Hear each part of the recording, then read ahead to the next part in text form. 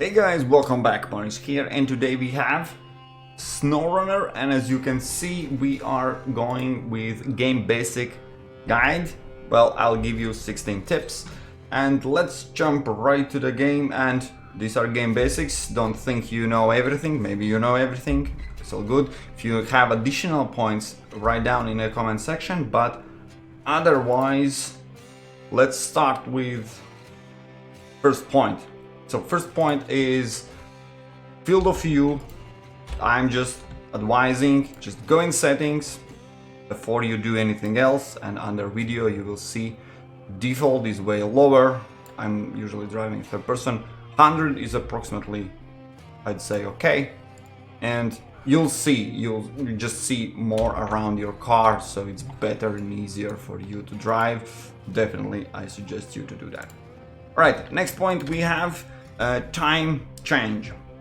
This is something different than other videos will suggest you. So whenever you open a map and you see there's you can skip time, this button T, and at the top you see there is morning, and you can select 4 times, only 4.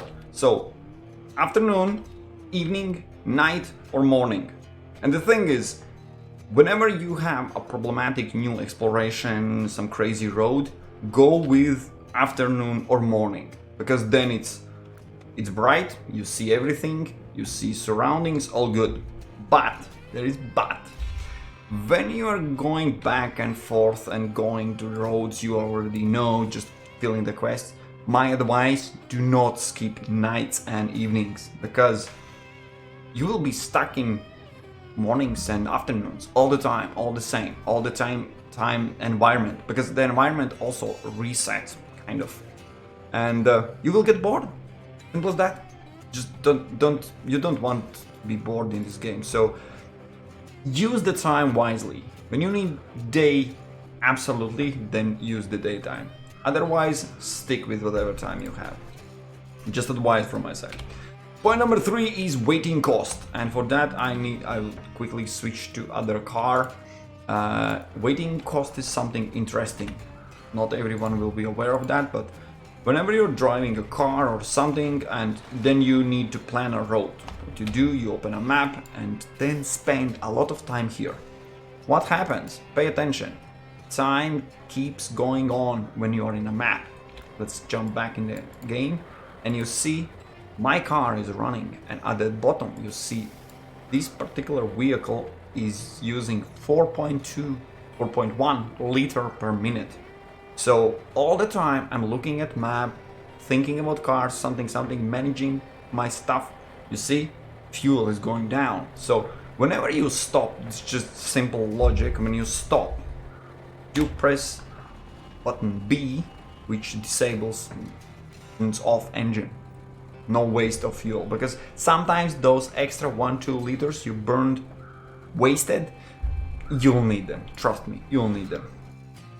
All right, point number 4 is create road, not 2 times, but in 2 ways. You can create road your way in 2 ways. Let me show you both of them. All right, so first simple way, let's say you want to go to, let's go here, this service. So I'm here, then I'll go out, then here in this intersection, straight, of course, yes, and here I turn in, right? This is one way, step by step, placing the points. Second way how to do it is when you are here and you need to go here, you place right away where's your target, and then you do corrections. Okay, I'm going here. Okay, I'm going here. I'm going here. Honestly, the second way for me is easier and it's better to navigate like that. But I'm just giving you the idea that 2 choices how you can do it. All right, and that leads to the next point. Next point is don't use crossroads. Crossroads means intersections. Crossroads. And by that, I need another road. Let me just redirect anywhere, actually. So the problem with Crossroads is, I'll pick, yeah, this one is good. This one is good.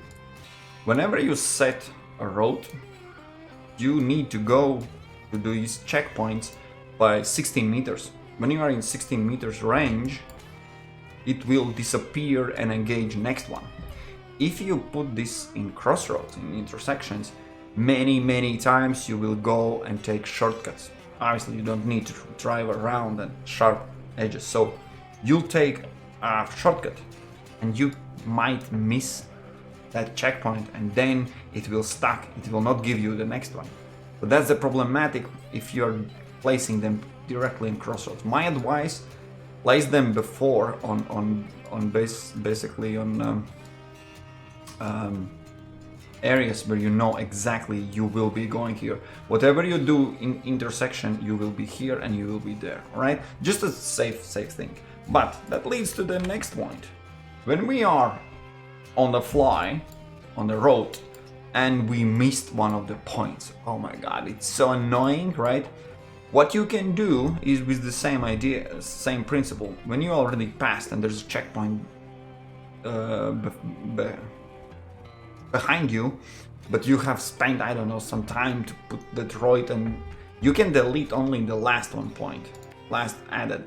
And what you can do is, for example, if you miss this intersection, you take the point which is behind you and just drag and drop. You can drag and drop all of them on the next point. And then when you go and will pass this place, you will get all of them popped up, and they all will be gone, and then you will continue to your road. So you fix the road on your fly in the middle of your set road, right? Cool. Point number 7 is look at map, right? This is no-brainer, but let me just give you some examples.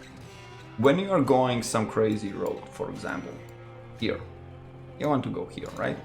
And let's pretend this was the road I'm going to, right? So you see, look at the map means in a map is really detailed. These trees, these are not just randomly put. If there is no tree, there is no tree. It can be on ground, it can be stumps, but it can be open field and nowhere to tie your winch, and you get stuck, and that's done. So what I'm saying is, if there's a tree, there's a tree. If there's a rock, there's a rock. So everything, trees, rocks, water, bridge, non-built bridge, possible way to bypass it here, because you see here are rocks. So just by looking at the map, all the buildings are exactly in the same positions, and not even that, you see, I see also a trailer. Okay, I know there's a trailer, but there might be cases where you don't know, but if you look, if you just look, you can find if there's something for you, right? So take a look at map, close inspection never hurts, and you will learn a lot about where you're going. All right. Now, point number 8 is find objects. At this side of the screen, when you open a map, you see there are a lot of things. They are not just for beauty, they are for finding them, right? For example, my garage, if you click on it, I can enter it right away. There's another way, of course. You can, you see I placed more cars, so I can find and try to click on it or open my garage. It's problematic, just you do like that. But if you do from this screen, you see, you open up, you find your cars, double click, done, you are here. You want semi-trailer, click on it right here. You want a service site, click on it. Ooh, there's another service site, nice, service hub, cool, didn't know. Fuel stations, yes please, show me the way. You see, really suitable. And jumping from car to car sometimes is easier from this screen. Press, open a map, click, and you're here, right? Cool. Point number 9 we have is accepting all quests. And this is, there are 2 points here. Quests, there are tasks. These are the tasks you need to drive. For example, you need to drive here, somewhere near, and then you can accept the quest. Usually you see where that thing is. For example, here, reach Trailerpark. It's called Trailerpark, and somewhere must be accepted.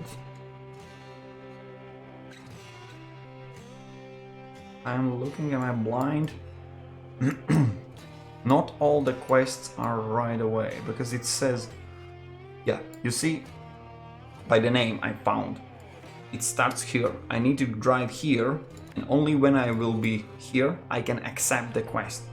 When I bypass, just take all the tasks you want, tasks, quests, call them whatever you want. So by picking, if I picked it up, I could right away just sometimes casually wandering by, step by and finish the quest. But it's not, you see, it's not accepted. I can tell it by whenever you have accepted, you can start tracking it. Let me show you an example where it happens, right? So here is another exactly same idea. I picked it up somewhere, I don't care where, but whenever I will be near this point, you just need to check in. Simple as that. So that means there is no penalty and no limit for accepting quests, but only benefit. So when you drive around, whatever you do, if you see quest, task nearby, pick it up. And second sub point of this point is in each region there are contracts. These contracts can be accepted wherever you are. You just open a map and you will see whenever you enter a new region, open up and you see. I have all of them already picked up. These are already accepted. I can start tracking, and that gives you an idea what happens in the map. When you drive and plan a road, you can quickly just check in a few places and as a side job do some quests meanwhile. So it's really important to pick them up right away when you see them. Alright, point number 10 is recognize resources. This is partially needed, partially not. Let me show you an example. For example, let me show, when you track the quest, for example, this one, it shows me right away. I don't even care what I need to pick, because if you pay attention to these icons, it shows me that in this factory I can pick up, arrow up, the item I need, and this is the icon that represents metal plank.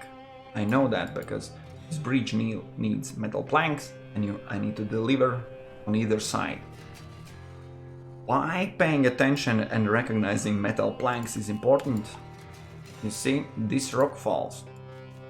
I haven't accepted it. I can open it and I can click on wood planks, and then it gives me idea that I can track it. When I be back in my car, there will be nowhere to see.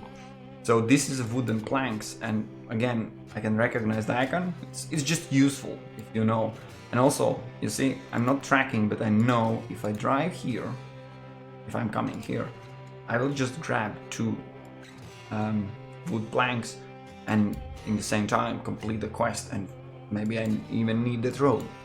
So these items, these are pretty. For example, this log station, there's only one thing and there is no name. When you mouse over, you have no clue what it is, but in some time you will see and recognize some of them. For example, this probably is brick, this is, I have no clue, this is small pipes. Anyways, just pay attention to those icons and clicking on the objects. Previous point, you will find what you need. Point number 11 is F4. This is particularly for computer gamers. I don't know what the button on console. Anyways, it opens up your profile, and in your profile you can see 2-3 important things. First of all, you can check if you are missing some Watchtower.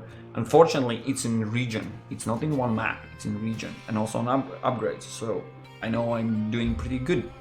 But what is also important, when you are low level, you will need, for example, the same tires. tires are locked by your profile level. For example, I have 17, and I know from this how much experience I need to get.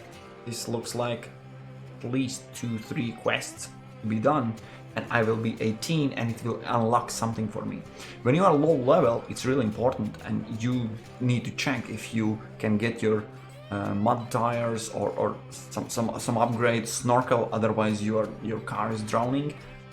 By looking here in your profile, you can find the quests you need, because remember, quests also show you how exactly much experience you will get by finishing them. And you see the combination, of course, and you see your money, just if you're wondering how poor you are.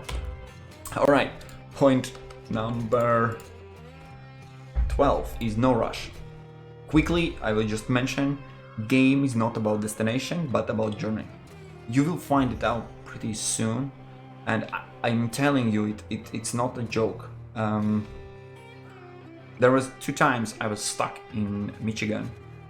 I'm done with Michigan. And both of those situations I managed to get out with the crane, with the additional car, just more planning and thinking and doing stuff, right? Which means game is not hard. Game is literally for experience, for doing, for driving, for managing, for it's not about being at the end of your road. And I will just mention for you, look at the global map. There are 3 regions. I'm done with 1 already. Everything is finished there. There's a bug. It should be 100%, but there's 1 bugged car. Anyways, I'm already in Alaska and I've done a lot here. The game will be over for me, and then I will be sad. You get what I'm saying? Enjoy it. Enjoy and experience it. Don't rush. Don't just try to. I need all that. I need my upgrades. I need just do in your own pace. Trust me, you will be happy. Point number 13. While we are global maps, if people would pay attention, there would be less Reddit posts about it. You see, when you mouse over it, I have already all the cargo info. Again, no text, so pretty useless, but garage open. If I click on it, I will land directly in that region, in that garage. Not only that, if you pay attention, in Island Lake, there is garage with striked out. It doesn't mean I haven't found it, it means there is no garage. As well as here, there is no garage. So these icons and these lines also represent how you can get from map to map, if someone didn't notice. For example, in this Pedro Bay, you can get only through Mountain River and no other way. And here you can see these 3 maps are linked. So just looking at this global map also gives you a lot of information, right? Alright, cool. Point number 14, my suggestion. This is my suggestion purely, I will explain why. For example, I'm here. This is order what to do in the map.